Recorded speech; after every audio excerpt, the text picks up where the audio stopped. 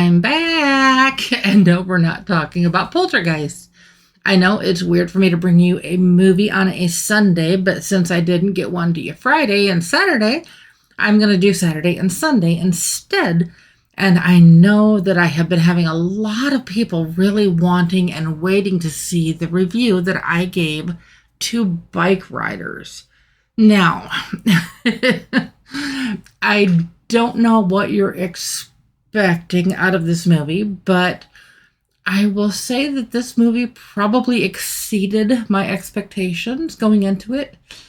I try not to have expectations going into a movie such as this, but sometimes that's a difficult ask.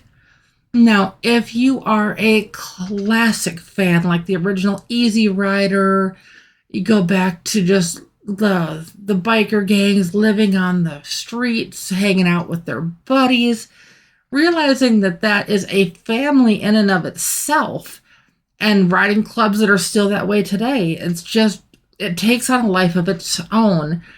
And unfortunately, that life often involves a lot of similar behavior to like mafia type situations, just in the whole, once you're in, and the only way out is to die, literally.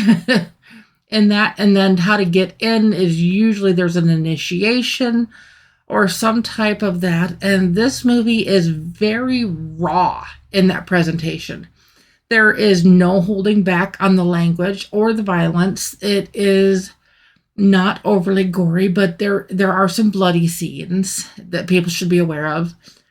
If you are a lover of living the life on the road on two wheels, this is going to be a movie for you. If you have ever been that person, this is going to be a movie for you.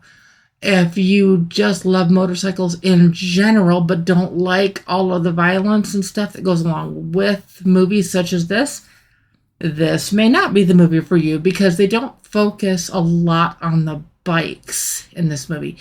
This movie is not about the motorcycles, it's about the people. Hence the name being the Bikeriders instead of just calling it something like the bikes.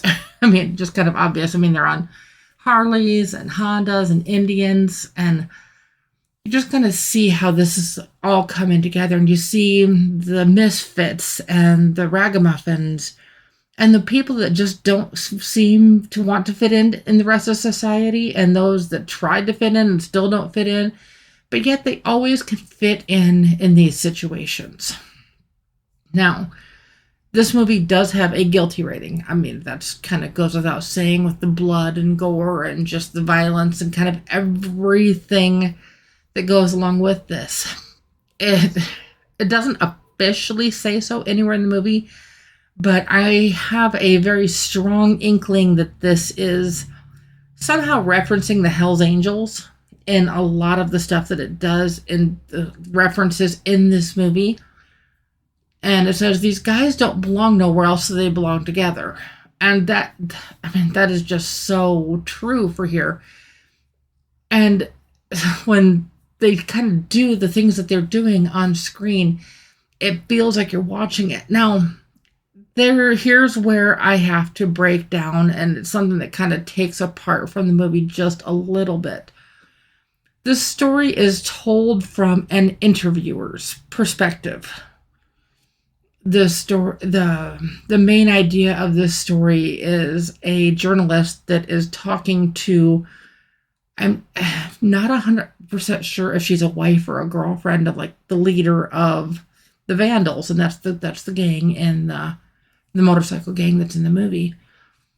And he's talking to her about all these different things that the Vandals have been involved with, and the highs and the lows, the good stories and the bad. And then you see it cut to the scenes where everything's happening. So it's more memories, and then things that obviously that she wasn't aware of, that is touching on that are that's somehow tied to the things that she remembers. And it kind of shows that too. And that, in a way, almost takes away from some of the story. It almost takes away from the heart of it. But at the same time, it's relatable, because these people had loved ones that, I mean, they tried so desperately to help their loved ones who were in these situations or in these groups of people that maybe were not the most ideal, or maybe just that they wanted more to fit in with their family members and their loved ones. And it's kind of says in the movie that obscenity and motorcycles go hand in hand, and I really think there is some truth to that. And then there was a quote in the movie here that actually said it, and it just made me smile. Now, mind you, there's a couple jump scares in the movie, nothing like horror type scary, but some things that you don't necessarily expect. You're like, oh wow, when that happens. And it's just was like, oh, okay.